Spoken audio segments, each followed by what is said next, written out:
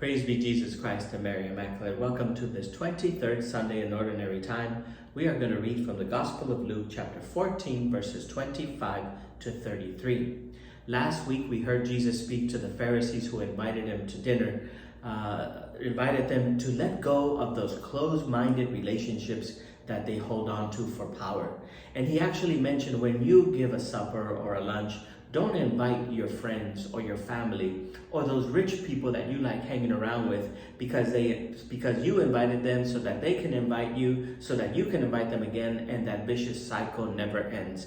And today he wants to do away with the selfish interests that we hold on to that get in the way of us actually following Jesus. And he says, great crowds were traveling with Jesus, and he turned and addressed them. Why are there such great crowds following Jesus? First is that Jesus has made up his mind and he's going to Jerusalem. He knows that he's going to Jerusalem. He's going to the holy city that is against the Son of God. He is going to the holy city that has killed the prophets. He is going to the holy city that is antagonistic to Jesus. He's going there to give his life for us. And the crowds are going with him because they think he's going to go there with power, with authority, with might, and he's going to make Jerusalem great again. And they're following him because they want a part of it. This is sort of like when a politician runs a campaign. You have campaign managers, you have people who work for your campaign in order to make it happen that you win, and then they partake of your winnings. Jesus knows that people are following him for the wrong reasons, and so he's turning around and he's teaching them, and he gives them three conditions that are absolutely necessary if we really want to be followers of him. Let's look at these. And these three conditions are three conditions that must be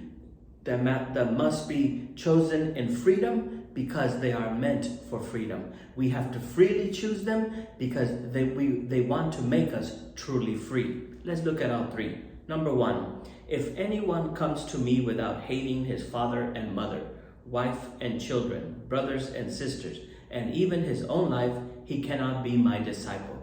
Jesus knows that it's far too easy for us to choose our earthly relationships, as good and as beautiful as they are, over our relationship with God. I'll give you an example.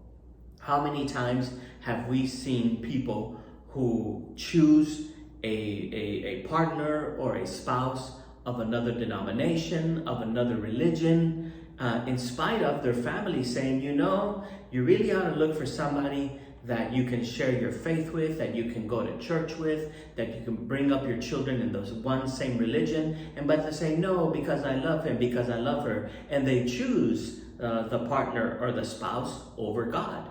Or how many times have we seen parents who no longer want to baptize their children, bring them to the sacraments, because they don't want to upset the child, they don't want to force the child, and therefore the child wins, and the parents choose the relationship of the child instead of the relationship with God.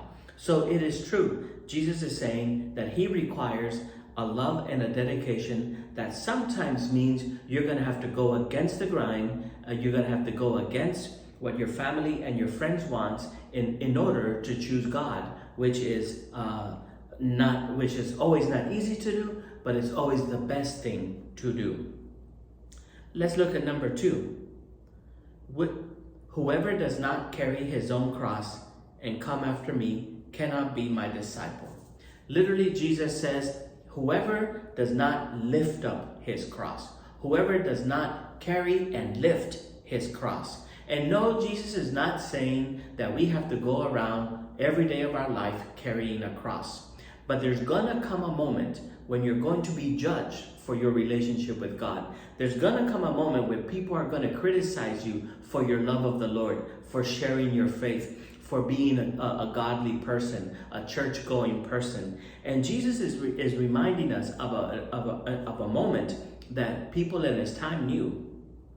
When people were condemned to death and they were crucified like Jesus, they did not carry the big cross to their place of execution. The vertical beam of the cross was always set in place. It was the horizontal beam of the cross that people had to carry.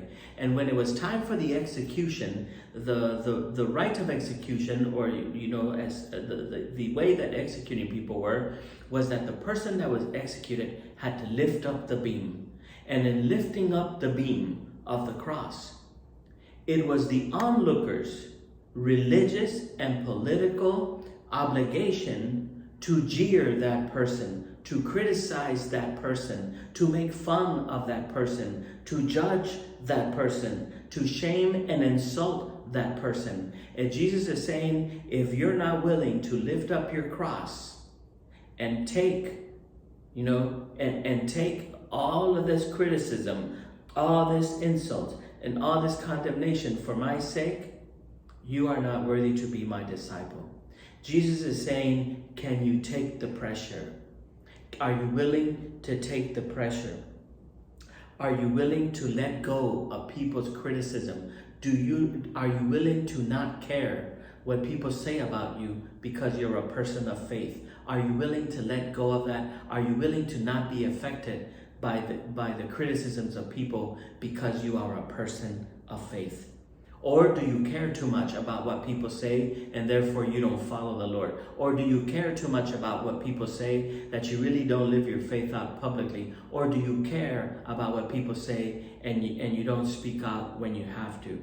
And the third one, Jesus gives us two examples of situations of when we don't have enough resources, right? He gives us the example of the one constructing a tower, or of a king that's going out to war and just does not have the resources. One does not have all the resources to complete the tower, and the other has 10,000 men going out against another king who has 20,000 men.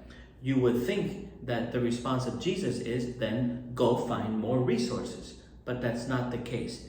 The response of Jesus is probably the strongest of all of the three conditions that he gives to us to follow him. Jesus knows the heart of the human being, and he knows that there are people that are willing to put him first in their life and let go of human relationships. He also knows that there are some very faithful people that are willing to lift up their cross for him. But the third one is the most difficult, because the third one is for us to let go of our possessions. Any one of you who does not renounce all his possessions cannot be our disciples. In other words, we are willing to let go of family members. We are willing to carry our cross, but do not touch my possessions. Do not touch what I own. Do not touch my comfort, and do not touch everything that I possess. Why is this? Because our possessions are good. The things that God gives us are good things, but there are things that God gives us in order to be of service to others. It's when they become possessions, is when we don't let go of them, when we allow them to run our life, when they end up possessing us. That is what prevents us from following Jesus. To follow Jesus, we have to be generous and we have to be free. And we have to choose freedom to follow Jesus. Freedom from attachments to family, freedom from attachments to what people say, and freedom from everything that we possess. God bless you.